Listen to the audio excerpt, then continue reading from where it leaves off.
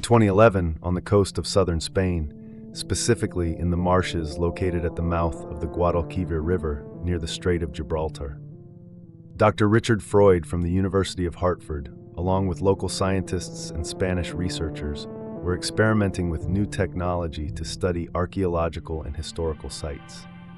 The scientists were attempting to study geological sediments and understand the effects of natural disasters on the ancient layers of the Earth.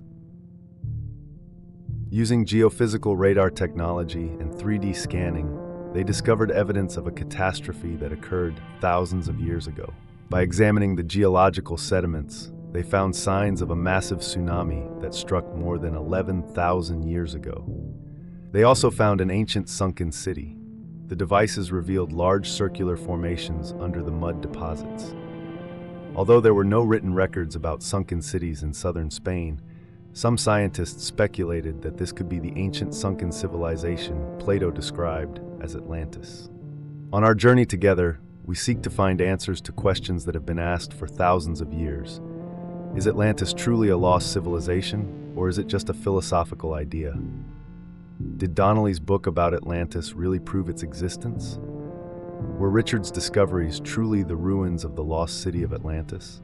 Let's go back approximately 2,650 years to the 6th century BC in a city called Sais in the Nile Delta of Egypt. This was a sacred city dedicated to the goddess Neith. One day, a priest spoke with an ancient Greek poet and politician named Solon. Solon told the priest a story about a great ancient civilization called Atlantis that sank thousands of years ago. This civilization was said to be the source of inspiration for all the civilizations that existed at that time.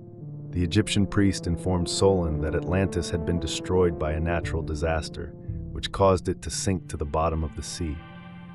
However, the priest mentioned there were writings on temples and inscriptions referring to this civilization, although these writings have never been found to this day. This is the basis of our story.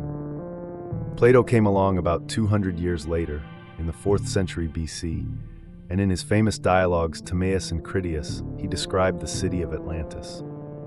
Plato portrayed Atlantis as a powerful and advanced civilization, ruled justly by the descendants of the god Poseidon. According to Plato, Atlantis was located behind the Pillars of Hercules, now the Strait of Gibraltar.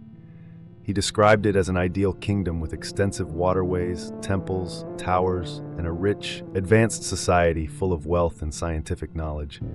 Plato stated that Atlantis existed for 9,000 years before being destroyed by a natural disaster, most likely a tsunami caused by floods or earthquakes.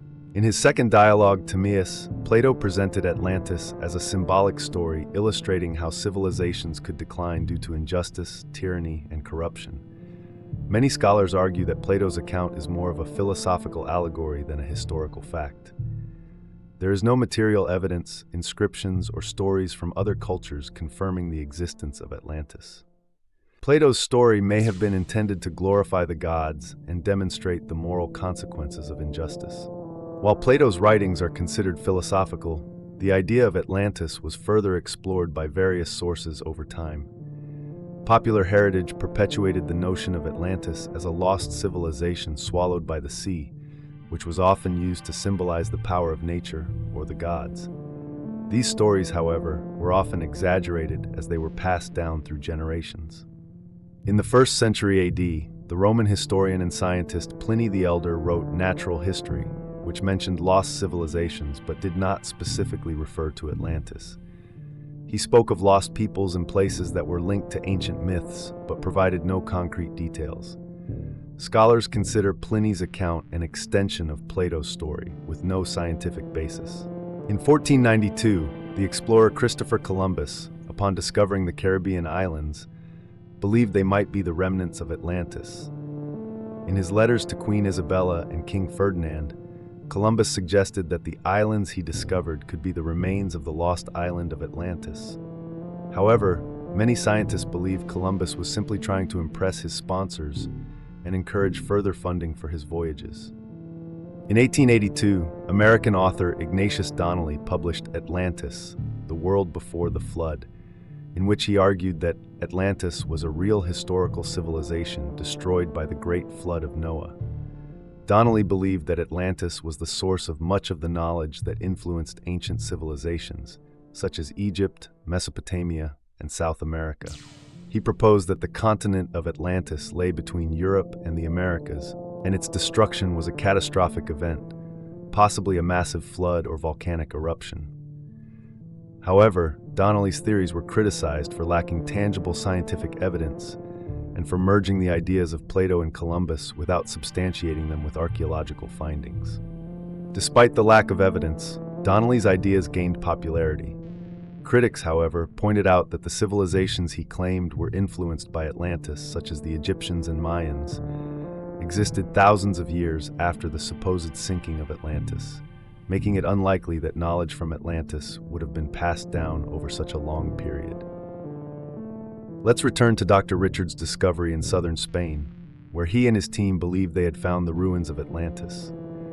However, upon further investigation, it became clear that while the site contained ruins of an ancient civilization, they did not match the advanced descriptions Plato gave of Atlantis. The archaeological findings were insufficient to support the claim that this was the lost city. Dr. Richard's conclusion was based on preliminary evidence and hypotheses that did not meet scientific standards. Furthermore, the chronology of known civilizations, such as the Sumerians and Egyptians, contradicts the idea that Atlantis sank thousands of years ago and influenced later cultures.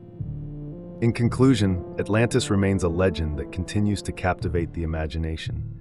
It appears in movies, novels, and TV shows, and while many people talk about it as if it were a tangible reality, the lack of evidence means it remains a mystery. Whether you believe in the story of Atlantis or not is up to each individual. And you believe it or not,